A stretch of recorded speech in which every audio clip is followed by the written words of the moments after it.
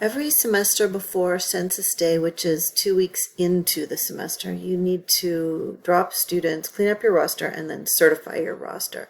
And you do that by going into PiratesNet, going in as faculty, choosing this option, roster certification, and dropping students, choosing your semester, and then clicking on each class individually.